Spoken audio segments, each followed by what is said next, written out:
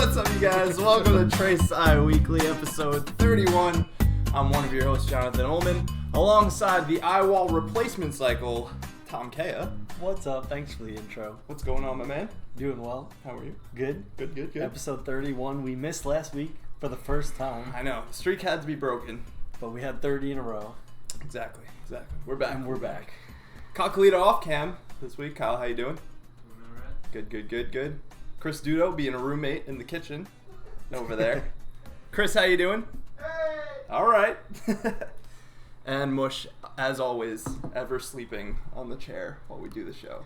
Yes. So the last 2 weeks had a lot of science news to think about, read about. Hurricanes. There was an earthquake in there, I think. Yeah, a lot of things going on here in North America. Yeah, there really are. Yeah, I mean, first off, we're doing the show at all this week because, I don't know if you remember, Tom, but I was not supposed to be here for this show. I should be on a plane coming back from Miami right now. But Irma foiled the whole plan. Irma foiled my vacation for sure.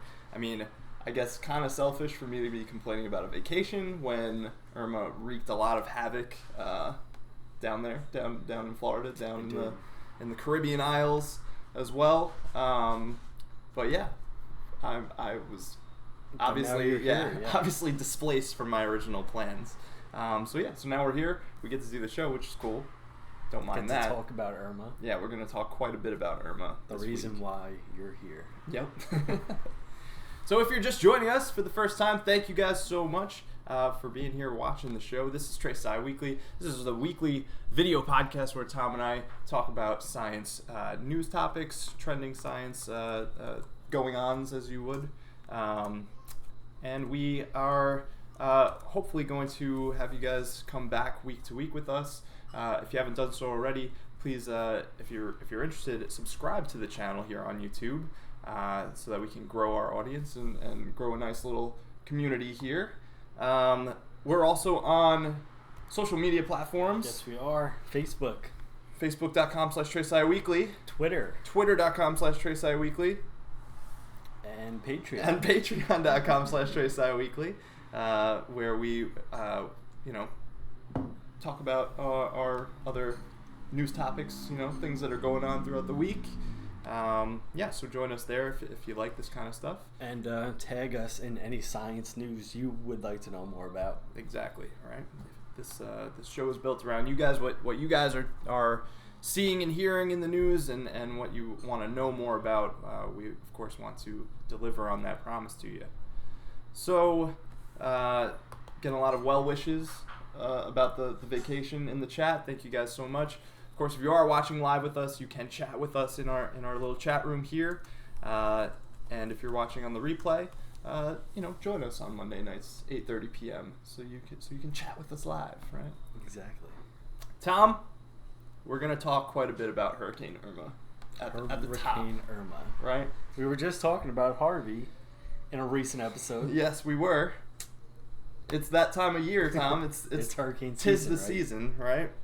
Irma was the focus of my past week. It really did honestly consume my attention, I would say. Yeah, just following the story. Yeah. Now, I did have vested interest in what was going on, obviously, down there, being that I was supposed to be not just in Miami, but on the Florida Keys, which is, right in the line of fire of where Hurricane Irma came across.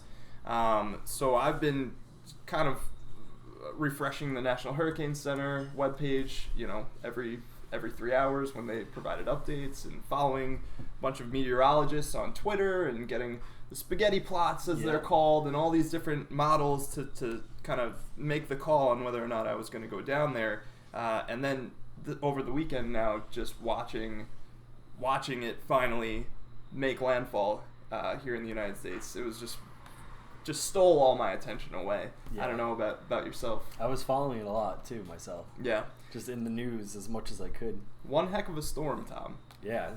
It was really crazy just being out over the open ocean for so long with 185 mile an hour winds the whole time. Yeah. As it's just tracking up towards the islands. Yeah. It was a huge storm with huge winds. Yeah, it was just really, really equal parts scary, right? Equal parts terrifying of thinking what the devastation could be from this storm, but equal parts, marvelous in a sense, right? Yeah, just the sheer power that it had was impressive to look at. Yeah, so I want to talk about a few different topics associated with the hurricane, right? The first thing I want to bring up is the forecasting of it, right? Okay. So we've been following along. We've been watching It's meteorologists, path and right? stuff. Meteorologists basically running computer simulations, trying to best figure out what the path was going to be for this hurricane. And it turned out, right, as we got towards the end, as it got closer and closer to landfall, it wasn't that far before it made landfall that we knew exactly where it was going to go, right? Right. It was still uncertain right up to the end by Florida. So then what do you think, where it did finally make landfall and how it impacted Florida? Do you think it was as bad as it could have been? Do you think it was a little less damaging maybe? I think that it was not as bad as it could have been in terms of the damage that it wreaked, right? Yeah, I think right where the eye was, it sort of got a little weaker over Cuba, and then as it got onto Florida, right, exactly where it sort of was pushing the storm surge away from Florida on one side, and then it was a little bit weaker on the eastern side. So the whole storm surge was a lot less than they predicted that it could have been if it shifted just a little bit in its path.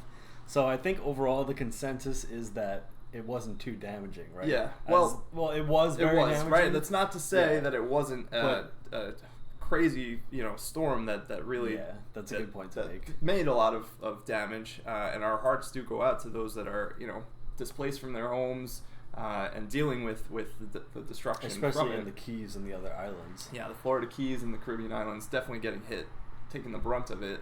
But I think, Tom, that's absolutely true. I think a lot of people got lucky who ended up staying in Florida. Mm-hmm. I was reading about a lot of people that I knew personally, or people who I knew personally knew people who stayed in Florida, and I think they lucked out with the conditions they met on the mainland Florida. Absolutely. Irma just being a monster storm, Tom. I made the call last Monday morning. That you were gonna go. Kayla and I, that we were gonna cancel the trip, because by that point, looking at the forecast model and seeing basically the cone of the whole cone was uncertainty. Florida, yeah. Right. Yeah. It was kind of just going all along the Florida Peninsula there, and looking at the size of the storm, I just figured it's so big. It doesn't matter, right, at this point, where it makes landfall, where the eye happens to make landfall in Florida. This storm is just going to be so, it was a really big storm. Yeah, so much energy involved in this storm that it, it was time to cancel and just cut our losses with our vacation. And I wonder if a lot of people that were doing what I was doing and tracking this for as long as I was were focusing too much on the eye landfall, right? Like where is this eye going to hit? Because obviously that is the center of destruction. That's going to be the most powerful winds. But really the entire state of Florida and now the entire state of Georgia being affected by this storm is just really incredible.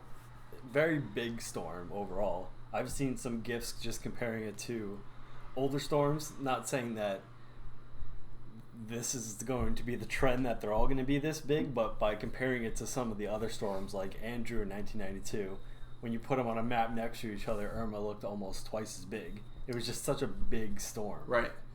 And, I mean, looking at just some of the imagery coming out of the storm, all of Tampa Bay receded out into the ocean. Yeah, right? that was all really of that cool. Water just getting sucked into the swell, and then coming around the far side probably to be part of the storm surge as Irma made its way north.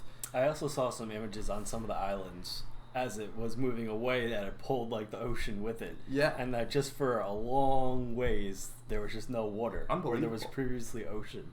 Yeah. Just a huge display of the amount of pressure that was going on there. Right. Yeah. So I mean, just a huge storm. We can actually, I found a list.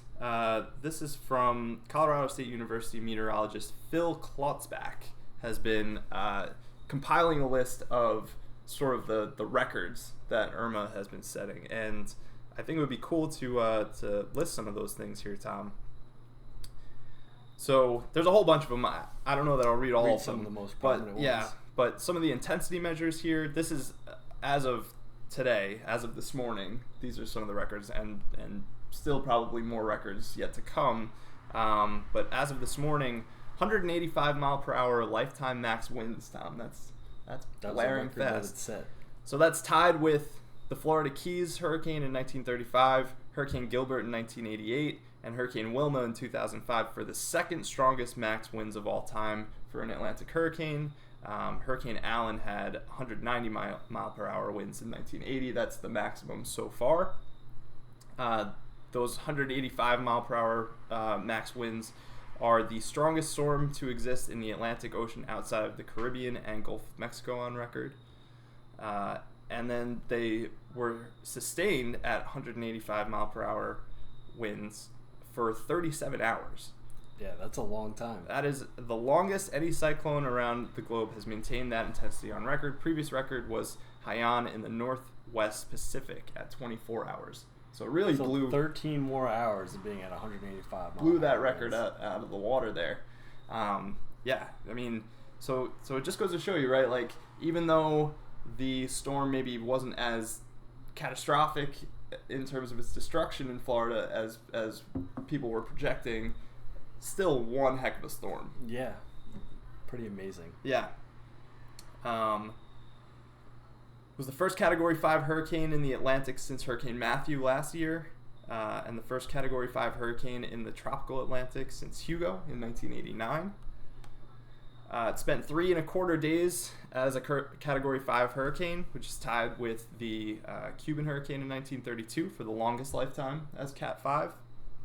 It was 3 consecutive days as a Category 5. You'll remember it kind of lost a little bit of energy and then regained it to Category 5 strength as it kind of brushed up against northern Cuba there. Longest in the satellite era, which is since 1966. So yeah, this one was pretty impressive. Yeah, really, really unbelievable. And then, in addition to that, Tom, I think one of the more striking features of Irma was not just Irma herself, or itself, I guess. It's not really a pronoun thing there. But the surrounding hurricanes in the Atlantic, right? We had Hurricane Katia in the Gulf of Mexico, and Hurricane Jose kind of following Irma's track there for a little while. Yeah. And also, according to Phil Klotzbach, he tweeted out, Harvey, Irma, and Jose all reached Category 4+ status, and that's the first time on record 3 consecutive Atlantic named storms have reached Category 4+. So, really strong storms this hurricane season, which is just really crazy, right? Yeah. So prior to this season, we had a stretch of about 10 to 12 years where we didn't really get too many strong storms. So that's why now when we're looking at these crazy severe storms, it doesn't almost seem natural to just say, oh, this is sort of climate change and they're just super strong. So it may seem easy to want to make that jump, but in reality, we were going to get some Category 5 hurricanes sooner or later. Year to year, you never really know, because a lot goes into making a hurricane in the first place. So if we're starting from, I've been reading a lot about the conditions to make a hurricane in the first place. What you want, actually, I was reading a whole bunch of conditions, but you obviously need the warm waters. And the exact formation for how the moisture turns into a convective system is kind of unknown, but they even track certain variables like the amount of dust from the Sahara that's in the atmosphere, so those particulates that are coming out.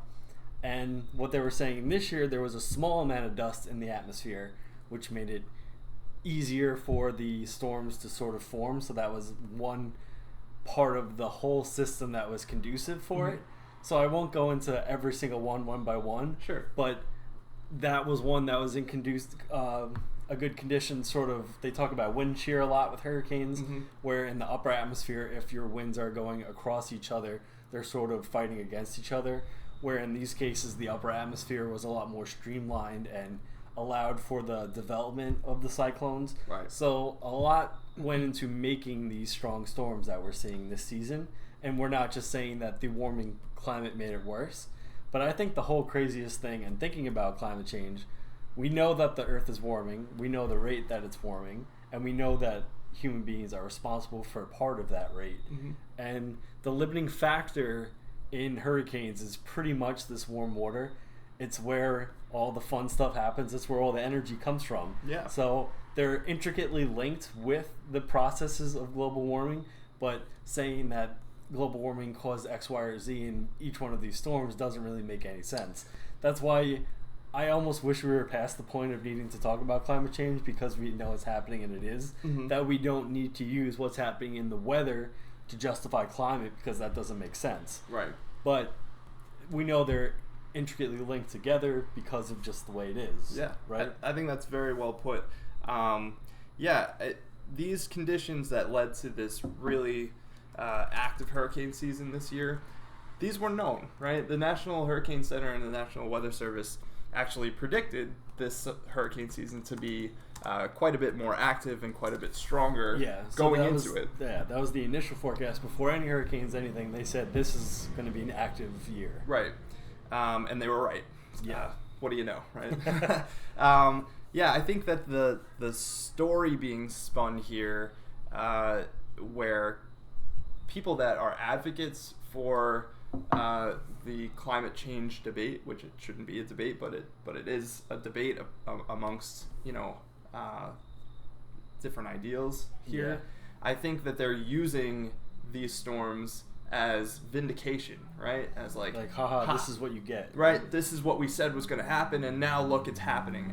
And you can't do that, right? Because yes, there is a degree of how much the changing climate is affecting these storms as they play out, but I mean, we've had hurricanes forever on planet Earth, and we'll continue to have them forever, despite what our changing climate is doing. And so I think it's important for us to allow the scientists, the atmospheric scientists, and the meteorologists, and the NOAA scientists, and the NASA scientists to take a look at the data that comes in from all these different hurricanes. Right. Yeah. And maybe tease out exactly how much we're seeing an effect of a changing climate, right? Yeah. Of a warming climate feeding into these systems. Because otherwise we're again just negating what science has taught us, right? Yeah. If we can look at science and say, hey, there's probably some degree of climate changing happening, and we can fight against that as much as we want, because that's in line with how we live our lives and how we consume our energy and whatnot. But it is happening regardless of whether you want to accept it or not. It also swings the other way in saying, well, you can't exaggerate the effects here. You can't overstate it. You can't say because of the warming we had the direct relation to the severity of Harvey's rainfall or the strong winds from Irma. You can't really correlate one to the other. But at the same time, here's what I think the big take-home message with the climate change and global warming is that these hurricanes happen this year right now, and they're within the reasonable bounds for what's going to happen in the future, because we're only getting warmer, and these were the energy level of storms that we got. So when we're extrapolating towards the future where we know there's going to be warming, when we think about, I think government agencies think about prevention and rescue and things like that, they need to think more in lines of these storms as opposed to storms in the past, because these probably are somewhat outliers in the grand scheme of things, and within the next few decades they probably will still be outliers towards the more extreme, but we need to be more aware, I think, of these parameters that are that allow these hurricanes to become what they are. Yeah, and it's funny that you bring up awareness, Tom. It's a great segue into the next sort of kind of all-encompassing topic here with Hurricane Irma is the awareness factor. And we were talking about it a little bit before, but Hurricane Harvey, happening 2 weeks ago, gave everybody in the United States a heightened awareness of... Because that storm, I think, was really well documented in the media and through social media. Right. Where people firsthand saw videos, pictures, Snapchat stories of the conditions happening in Texas. So once you see it, and then a few weeks ago, right, that makes it a little more real, right? It's. I want to just give a shout out to those people working down at the National Hurricane Center and the National Weather Service, because this round-the-clock coverage of it's crazy tracking Hurricane Irma and Katia and Jose, over the past week and a half or so, I think was really well done, given the amount of media attention now going into this next wave of hurricanes. I thought it was really well done that the information was presented in such a way that it was like, hey, here's what we're forecasting, here's what we're projecting, pay attention to this, and then every update that came every 3 hours was a little bit more concise, and it was a little bit more as you like get closer and closer to the actual event happening. And the local authorities doing a really nice job providing evacuation orders and basically giving the spotlight to the storm that the storm deserved, right? Because they were pretty crazy storms. Yeah. We didn't see 15 feet of storm surge in places like Naples, like they were calling for, but that just was as a well possibility, could have, right? And so all of those people that evacuated Florida, I hope that coming back now into the state, and they don't see the predicted destruction that they take the next one lightly. Right. I hope that they realize that this is a preventative situation, right? We want to make sure that we're taking all factors into account for the worst case scenario. And even if the worst case scenario doesn't play out, it could have. But in the moment to moment, updating of the forecast, you need to know well in advance if you're going to evacuate what the worst case scenario could be in your area. If you don't, and if it wasn't as bad as they said it was, it's not because of inaccurate forecasting. It's just they're sort of looking at the upper bounds of the model of what could happen. Right.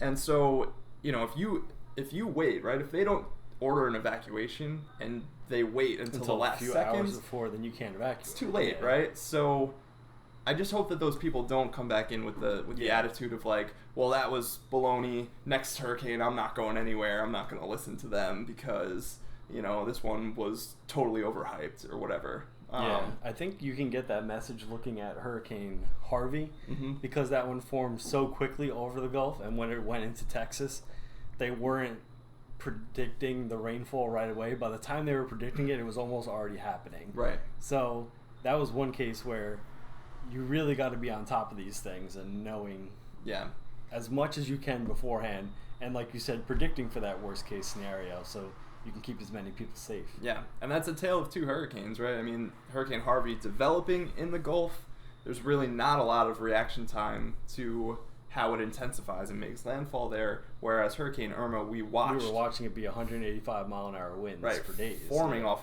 of the Cape Verde islands in Africa. So we knew, this was going to be a severe thing. One really awesome graphic that I saw from NASA Sport on Twitter, Tom, and Kyle, if you wouldn't mind bringing it up.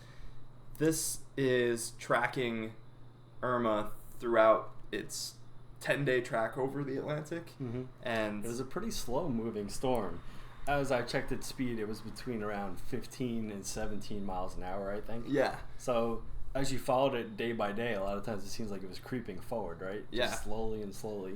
And just watching this thing ramp up in intensity is unbelievable. I mean, you could really, you see it go into overdrive almost, right? Like, this thing just totally buzzsaws out of almost nowhere. Yeah. And then once it kind of brushes up against northern Cuba, you can see the energy dissipate from it, right? Like, you see it happen. Like, this thing really loses intensity rather quickly. It regains some of it on its way up to Florida, but I mean, it's nowhere near as bad as it is, you know, crossing the Caribbean islands, which is, I guess, a blessing, right, for those people down in Florida. Yeah, and just looking at this video reminded me that I tweeted out that Hurricane Irma actually made landfall technically 7 different times if you looked at all the islands and where it went through. Mm-hmm. So I think it's pretty impressive how strong it was by the time it made landfall in Florida. Yeah. For interacting with as much land as it did. Yeah. So definitely agree. But like you said, that was one of the mitigating factors that made it not have as crazy a storm surge and as much as predicted, was because of how much energy it lost over Cuba and over land, which always happens because of the warm water is what's driving the whole storm in the first place. Right. So, but like you said, if this one just instead of grazing Cuba went off to the right and the eye wall never touched the land there, then it would have been a very big different story for the peninsula. Yeah, much more catastrophic effects would have like you were saying, you need to predict worst case scenario, because right when it was before Cuba, we don't know exactly. We have to wait for the next 3-hour loop. Right. Because we're working with data that's running through models. That's the best we got. Yeah. So, and, you know... and then you got to make those, like you said, the evacuation calls, so it's the nature of the beast. Right. From northern Cuba, you're a day away from that thing making landfall in southern Florida, and if you're leaving the state, you know, you're going to want a day probably to do that. Yeah. So, yeah, it got down to the wire there. You know, overall, I think we lucked out in a sense. I'm sure there are people who are, you know, picking up the shingles off their roofs that would be screaming at me like, "What are you talking about, dude? We didn't make out at all." A lot of people got destroyed, especially in the islands. Yeah, I've seen videos of almost complete devastation of towns in different areas. Yeah, but it was a crazy storm. So all things considered, yeah, I think it could have been a lot worse. So. Yeah. Now we look forward to seeing where Jose goes as it completes its little loop-de-loop that it's making right now. Yeah, if you look at the model, it's going to make like you said, a loop-de-loop. Yeah.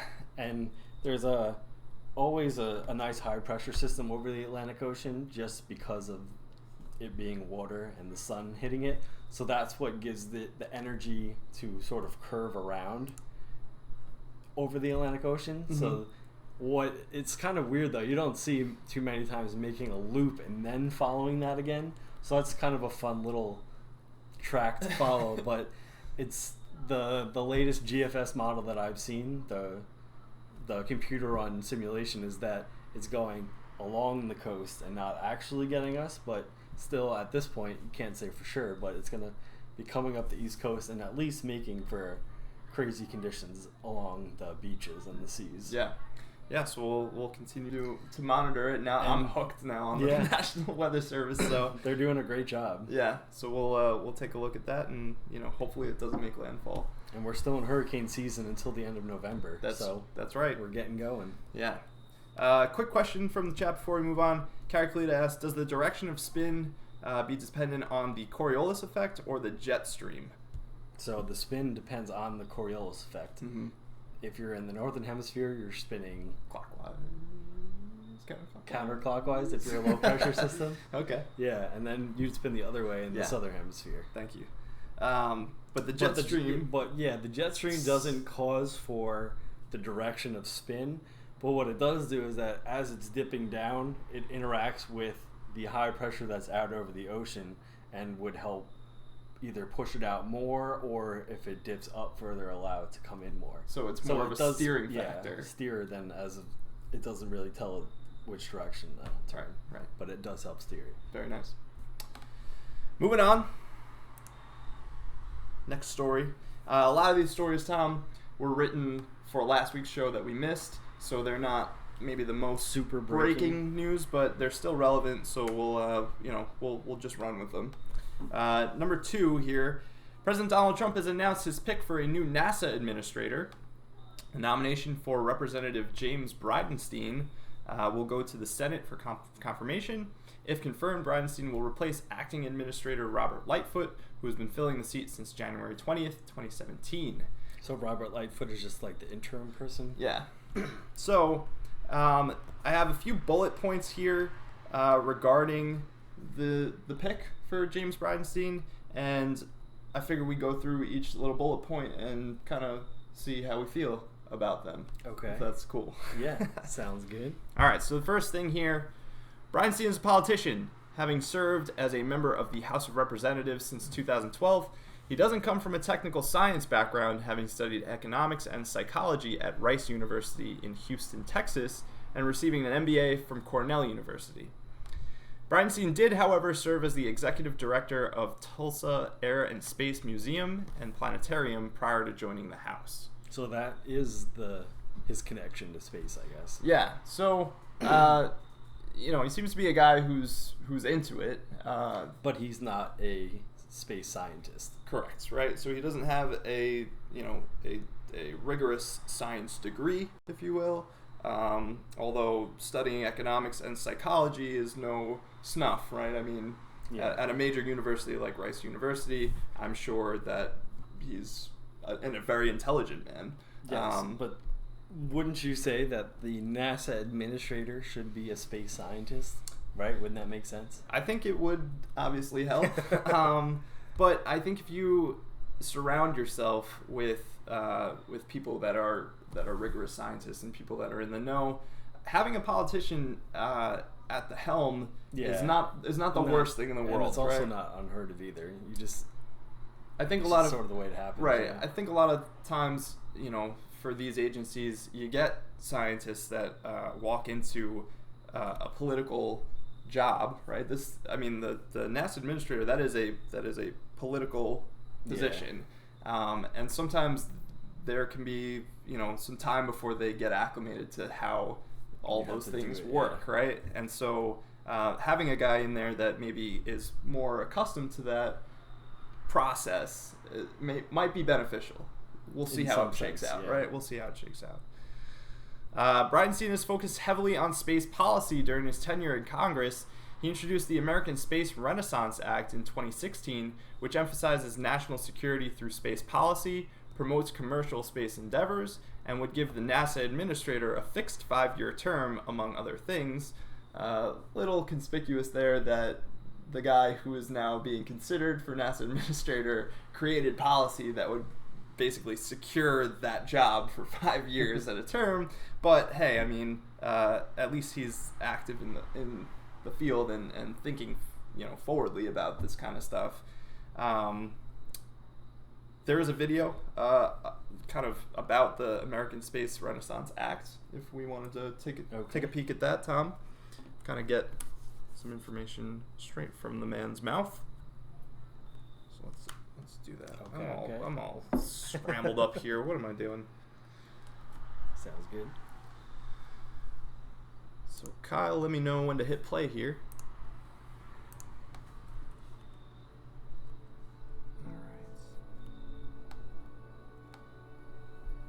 Breakthrough space technologies have improved the human condition by transforming the way we communicate, navigate, produce food and energy, conduct banking, predict weather, perform disaster relief, provide security, and so much more. These benefits for all of humanity can be directly tied to the leadership of the United States of America in exploring and commercializing space. Unfortunately, the continued growth of benefits from space technology maturation and increased access to space are no longer assured. Space is becoming more congested, contested, and competitive. The enemies of the United States have identified space as a vulnerability, which has proven to be provocative.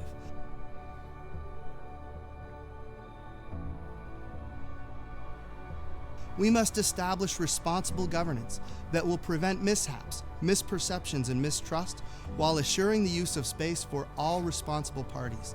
We must be able to deter attacks, defend government and commercial assets, and defeat threats when necessary. As a military pilot, I can attest that our national security and our very way of life require both military and commercial space capabilities. Our architectures, however, must be resilient, and our terrestrial systems must be interoperable with both military and commercial space systems. As the United States works to ensure space security, commercial enterprise can continue to capitalize and launch generational leaps in space technology that benefit humanity and reduce government costs.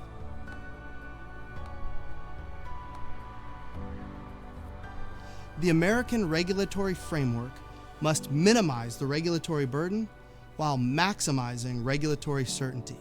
The United States civil and defense space enterprises must not compete with the private sector, but enable a domestic, commercial, launch and space enterprise.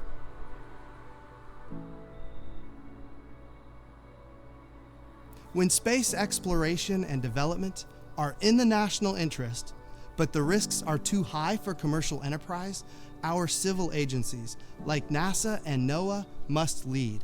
But they must lead with a purpose: to retire risk and commercialize programs.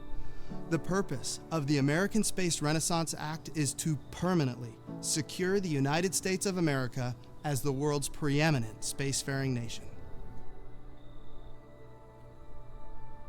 Sounds pretty legit. Yeah. It's a nice video. I mean, what are your thoughts here, Tom? What do you think?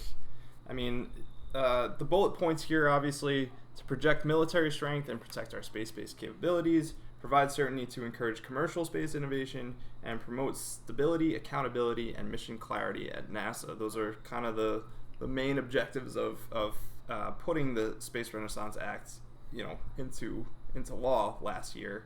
What are your thoughts on that? Because I'm not opposed to any of this stuff. I think I don't think I am either. Yeah, I think that this is all pretty focused. It's all. I think it's a realistic look at the future. Yeah. Of problems we're going to face within the different industries. Yeah, I mean, some would argue that commercializing space is kind of letting it get out of our hands in a sense, but I think it's quite the opposite. I think that companies we need industries. Companies like who SpaceX exist just to expand the space industry in the United States. Mm-hmm. They're just going to propel it forward, right? So we do need those industries. Yep, SpaceX, Virgin, all of those companies that are vying for commercializing, rocket use and whatnot. I think that that's a great way to provide, friendly Support competition and make this thing a reality. Like, otherwise, if we just wait for the government to do it, we're going to be waiting a long time. Yeah. So I'm not opposed to any of those things that he says there.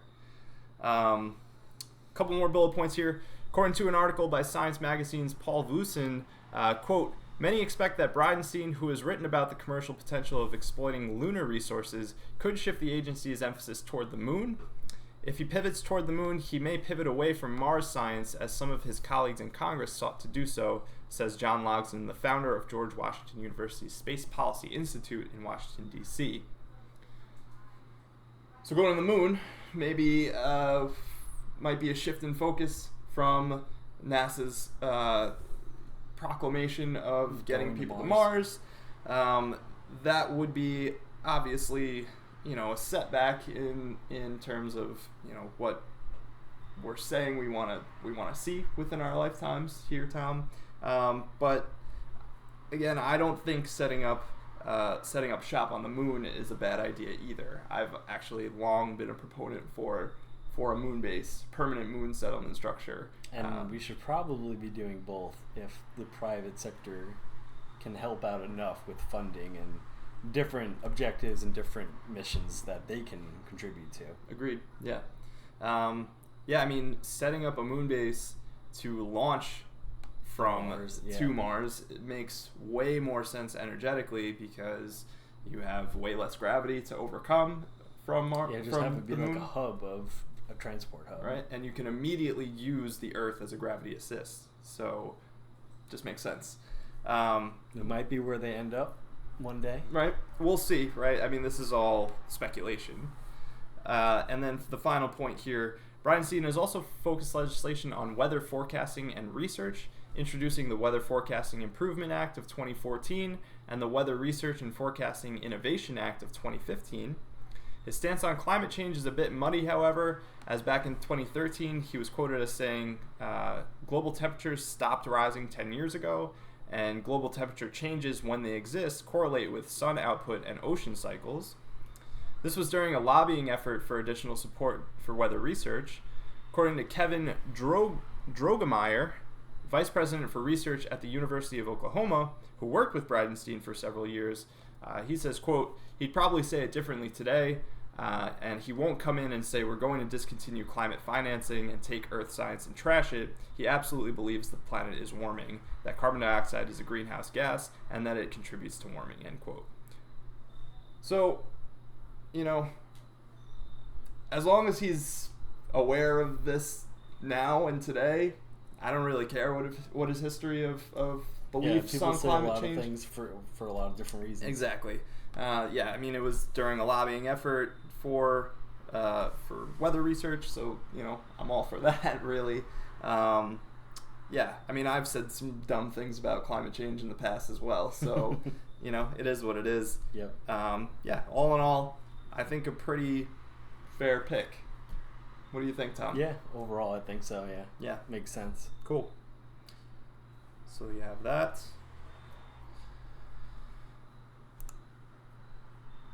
Number 3, moving on. For the first time, the FDA has given approval to a gene therapy approach of treating patients with a particular form of leukemia, known as acute lymphoblastic leukemia, or ALL. It is a form of cancer found in the bone marrow and blood of an individual, and ranks as the most common childhood cancer found in the United States. So that's kind of a big deal, trying to come out with a new way to treat the most prominent childhood cancer. Yeah. Gene therapy has long been something studied in medical fields and biology fields, and for the FDA to finally approve the first, treatment of this, that's a big step forward. According to the FDA's news release on the matter, quote, Kymriah, a cell-based gene therapy, is approved in the United States for the treatment of patients up to 25 years of age with B-cell precursor ALL that is refractory or in second or later relapse. So it's a little specific, but it's for those specific types of cancer. Yep. It is a childhood cancer, so up to 25 years of age I think is pretty fair. And then you can either treat it at its first pass, or if you're relapsing from a initial treatment, you can do it. You could do it same way. Yep, this way as well. They go on to say Kymriah is a genetically modified autologous T-cell immunotherapy. Each dose of Kymriah is a customized treatment created using an individual patient's own T-cells, a type of white blood cell known as a lymphocyte.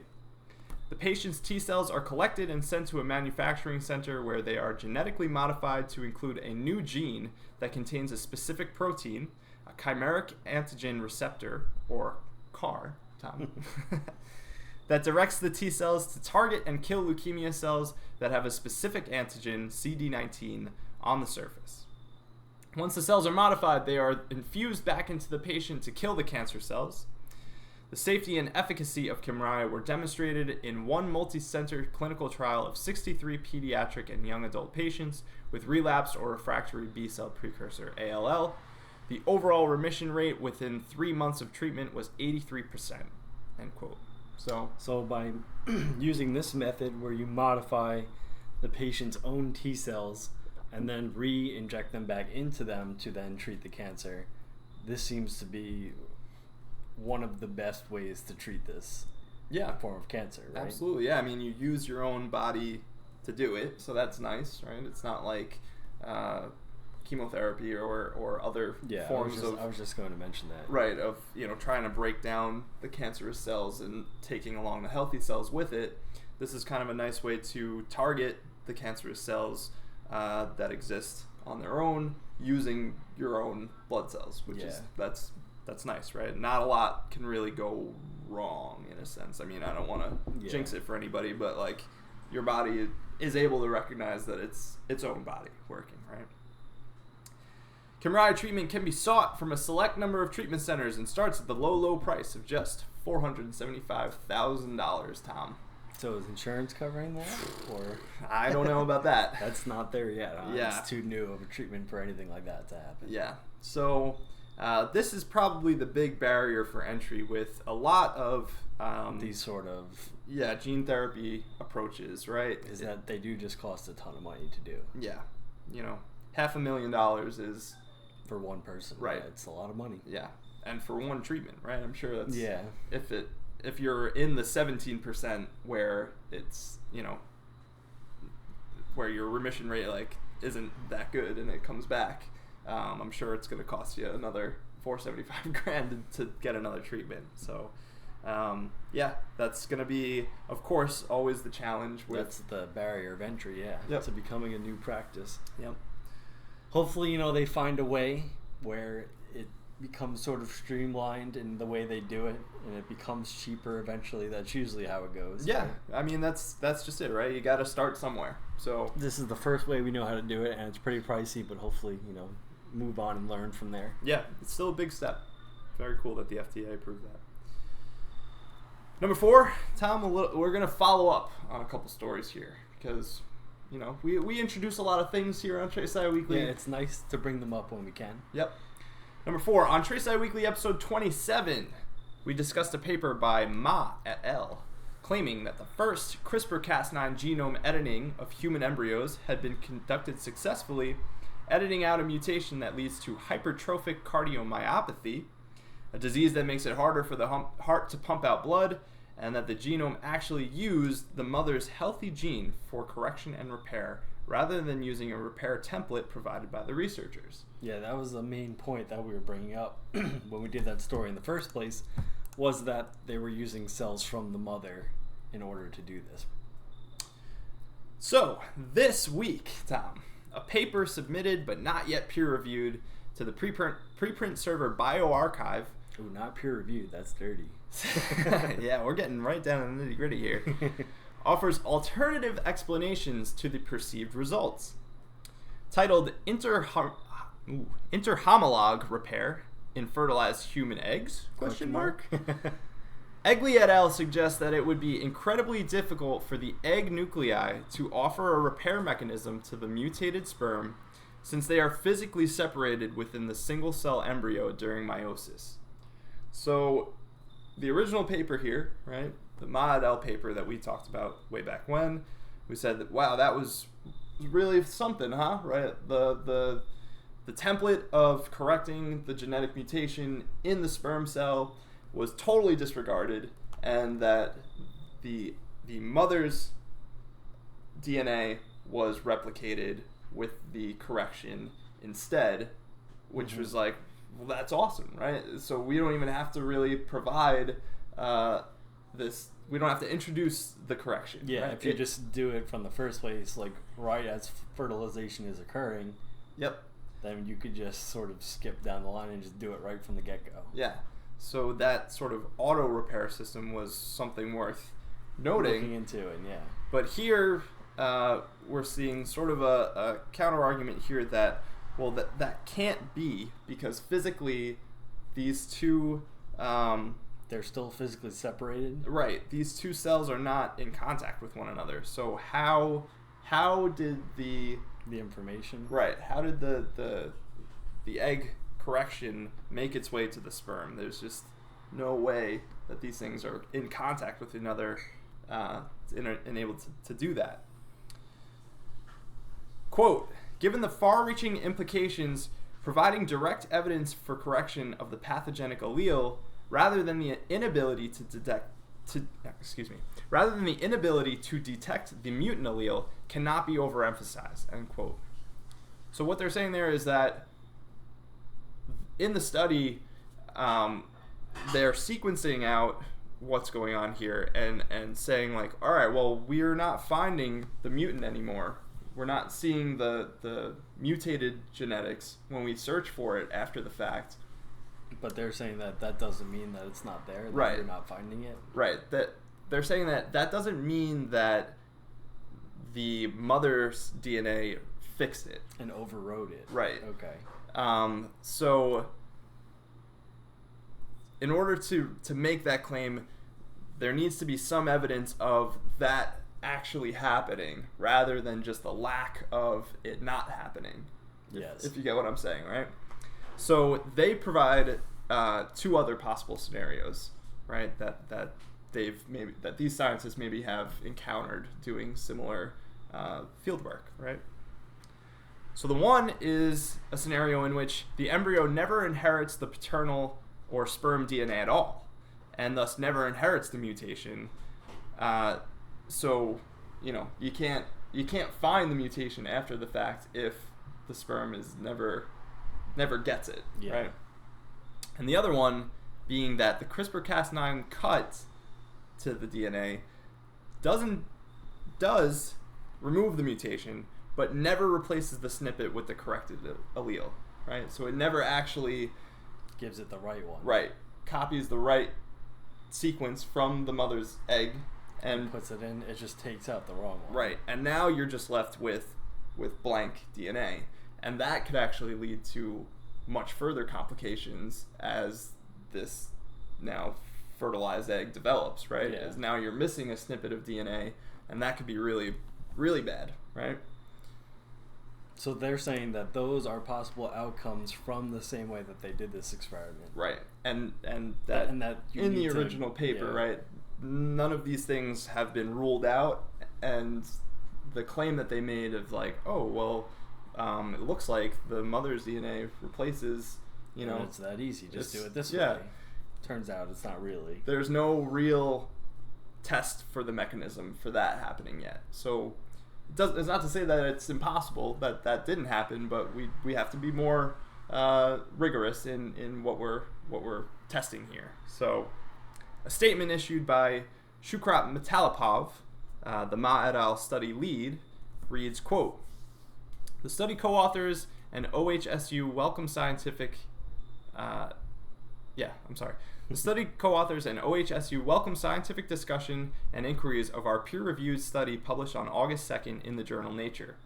Our research uncovered a novel mechanism of DNA repair in human embryos, as well as a method to eliminate mosaicism. We recognize that these results must be confirmed by additional studies, and that independent verification of important new findings is a cornerstone of science. We encourage other scientists to reproduce our findings by conducting their own experiments on human embryos and publishing their results. We stand by our study's key finding that human embryos are capable of effectively repairing disease-causing mutations by using a normal copy of the gene from a second parent as a template. We based our finding and conclusions on careful experimental design involving hundreds of human embryos. The critique leveled by Egli et al. Offers no new results, but instead relies on alternative explanations of our results based on pure speculation. We will respond to their critiques point by point in the form of a formal peer-reviewed response in a matter of weeks," end quote. Yeah, so in this particular story, it seems like we're getting in between the process of what usually happens in science, where once something gets peer-reviewed, that the studies that follow up and then those get peer-reviewed, that it does take some time, and we're just seeing the communication in between the peer-reviewed studies that are happening. Absolutely. So we're sort of seeing where the direction of new studies might go in order to say that this is either indeed the mechanism that we want to use and is correct, or that it might have these fallacies and problem points as we're moving forward. Right. Yeah, this strikes me as something that would be hashed out at a scientific conference, where a bunch of researchers meet to discuss the results of their papers, paper, and where they're going to go and what should we incorporate in our future studies, basically. Right. And I've had the opportunity to go to a few scientific conferences over the past couple years, and scientists they get real heated about this kind of stuff. Well, they put a lot of thought and energy and time. Yeah. So it's interesting, right? And I think you said it really, really brilliantly. Like, we're seeing that happen in real time almost. Whereas with this particular story, you usually just get the snippets of here's the introduction, here's that, and then the end. But now there's a lot of information out there that you can sort of get in between the folds and see what's going on. Yeah, this is normally a behind-the-scenes sort of story, but it's being kind of brought to the forefront, not just by us, but by other science journalists. I think that there's good and bad things that go along with that. I think it's cool that the public can see a real representation of how science is conducted. It does kind of make it seem kind of flimsy from the outside, though, looking at it. Yeah. Like, how much do these people really know what they're doing? Yeah. Public perception, I think, on this kind of stuff shouldn't sway how the experiments go. Right, how the next wave of experimentation goes. So that's my only fear with it kind of being brought to the public eye. But, I think the foundations of it are firmly in place, and I think that, we'll have sort of new studies to really concretely say one way or the other, like, all right, well, actually this worked or it didn't. And so I don't think we have anything to really fear in that sense. But yeah, interesting. We'll see where it goes, right? Yeah, we'll see. Number 5, Tom. Another follow-up story. All right. Swiss astronomer Vincent Bourrier and his team at the Observatoire de l'Université de Genève. That's my French interpretation for the University of Geneva Observatory. I think I nailed it. Yeah, pretty good. Offer some interesting new details on the TRAPPIST-1 system of exoplanets. So we've been talking about that one for a long time now. Yes, we have. We promised we would continue to update people on this one. So here we go. In the paper titled Temporal Evolution of the High Energy Irradiation and Water Content of TRAPPIST-1 Exoplanets, Bourrier et al.'s abstract reads: the ultra-cool dwarf star TRAPPIST-1 hosts 7 Earth-sized transiting planets, some of which could harbor liquid water on their surfaces. Ultraviolet observations are essential to measure their high-energy irradiation and to search for photo-dissociated water escaping from the putative atmospheres. So, Tom, when we talk about photo-dissociated water, we're looking at water that has been struck by sunlight, or in this case, TRAPPIST-1 light, right? And the energy rips the hydrogen and the oxygen that make up the H2O molecule apart. And so that's what they're kind of searching for. That's what they're looking for to then say that there is liquid water there. Right. Our new observations of TRAPPIST-1's Lyman alpha line, which is a spectral line associated with electron transition in hydrogen. Okay. During the transit of TRAPPIST-1c, which is one of the exoplanets, show an evolution of the star emission over 3 months, preventing us from assessing the presence of an extended hydrogen exosphere.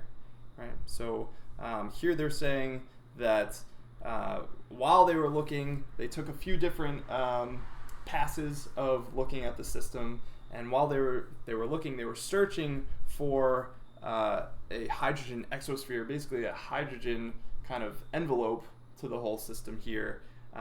But unfortunately, the transit of TRAPPIST-1c sort of made it impossible for them to really nail down that finding. Okay. And so instead, they didn't want to just waste the telescope time and waste the research opportunities. So they're segueing into this new study here about whether or not they were able to trace this photo-dissociated water. Right? Okay. So I thought that was a nice little clever salvaging of the experiment here. Based on the current knowledge of this stellar irradiation, we investigated the likely history of water loss in the system. Planets B to D might still be in the runaway phase, and planets within the orbit of TRAPPIST-1G could have lost more than 20 Earth oceans after 8 billion years of hydrodynamic escape. However, TRAPPIST-1E to H might have lost less than 3 Earth oceans if hydrodynamic escape stopped once they entered the habitable zone. We caution that these estimates remain limited by the large uncertainty on the planet masses, They likely represent upper limits on the actual water loss because our assumptions maximize the extreme ultraviolet-driven escape, while dissociation in the upper atmospheres should be the limiting process. Late-stage outgassing could also have contributed significant amounts of water for the outer, more massive planets after they entered the habitable zone. While our results suggest that the outer planets are the best candidates to search for water with the James Webb Space Telescope, they also highlight the need for theoretical studies and complementary observations in all wavelength domains to determine the nature of the TRAPPIST-1 planets and their potential habitability, end quote. So that was a lot there. A lot at the end. At the end of the day, what they're really trying to look for is that they're trying to say, we need to come up with the best theoretical model for where water would be in this planetary system to then go to those planets to look for water. That they need to sort of narrow down the conditions to where they might actually find it. Right. So we actually did talk about one study saying that the ultraviolet radiation from that star was actually too intense for how close the planets were, and it didn't look like they could have from atmospheres the from the flares of the sun. Right. So we talked about that. But this one, I think, in particular, is trying to look at, do some of the planets still have a chance of having water on them, even with the amount of sunlight they were getting, given different scenarios, and where might we want to look for it? Right.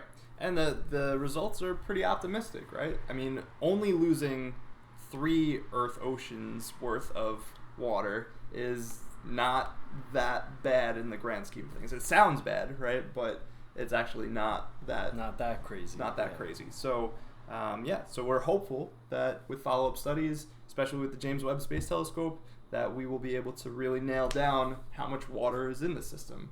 And so, in total, hopefully there's some water, because that would be interesting. Yeah. Because that's when things get cool, when there's water around. Yeah, absolutely. So, Tom, we got one more story here. This is a Kickstarter campaign for a virtual reality game called Rover. Right? Okay. And I wanted to share this with you just to get your ideas. I've been tangentially following virtual reality headsets as like a viable commercial thing for a little while now. And it's interesting to me that the video games market has sort of grabbed onto this virtual reality sort of platform and making it a thing, where I don't feel that video games are really the future of virtual reality. But then there's this cute little thing here, Rover, that actually, I looked at this and I was like, wow, this is a real virtual reality experience. So I want to get your take on it, because I just think it's kind of strange. Take a look at it. Yeah. So we'll give you that guy. And I thought we'd end on a cute note. You got it. So Kyle, let me know when to press play here.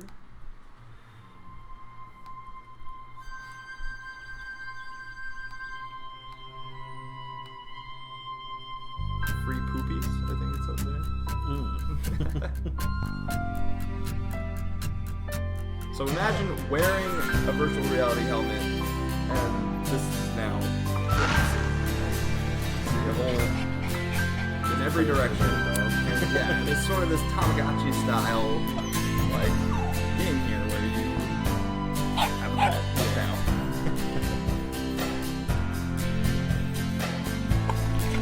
The X-15 is cut loose 7 miles over the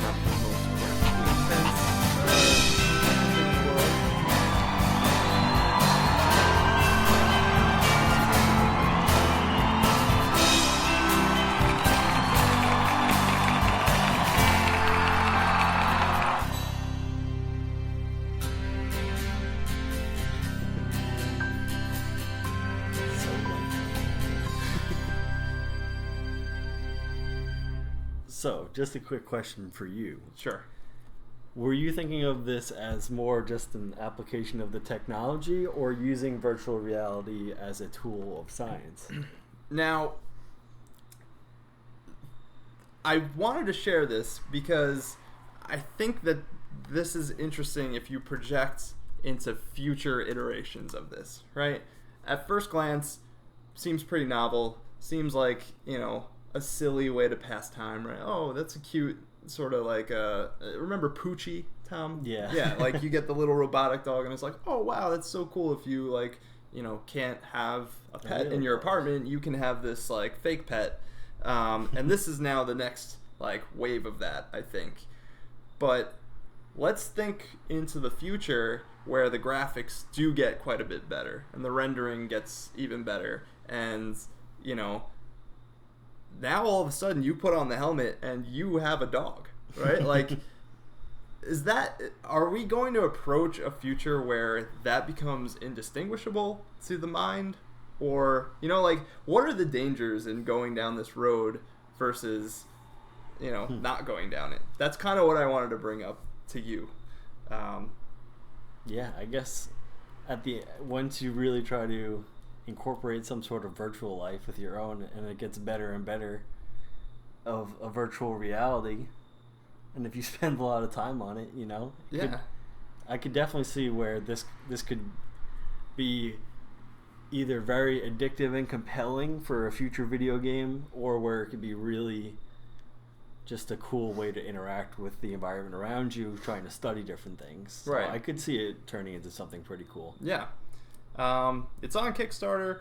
You know, unfortunately, it doesn't look like this developer is going to reach their goal here in order to make it. Yeah, $30,000. 3 days to go. They're only at 6,000. So, you know, unless they get a really significant donation here. I mean, it is just a little dog. Yeah. So, you know, in all likelihood, this Kickstarter campaign probably won't be funded, which is a shame, just because, you know, it seems like a neat idea just anyway. Have you heard of any other VR games?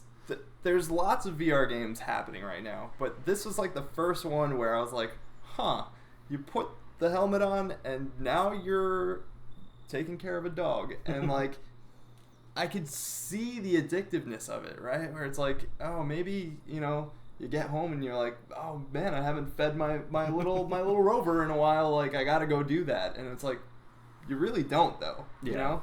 So I'm just, we'll see if it catches on like Pokemon Go. Yeah. I just remember my own experience having a Tamagotchi when I was growing up and being so obsessed about like, I gotta take care of this thing. And you don't really have to, you know? So I think there's something to be said for that. But with that, that's all I have to share this week. Sounds good. Felt good to be back. We'll be back next week with more news. Obviously, we'll be following Jose throughout the week. Yeah. See what happens with that. Yeah. And don't forget to tag us in any cool stuff that you see. We love to know what the people are looking at. We do. Tom, thank you so much for joining me this week. And we'll be back next week with more science news. So keep it here on CRISPR.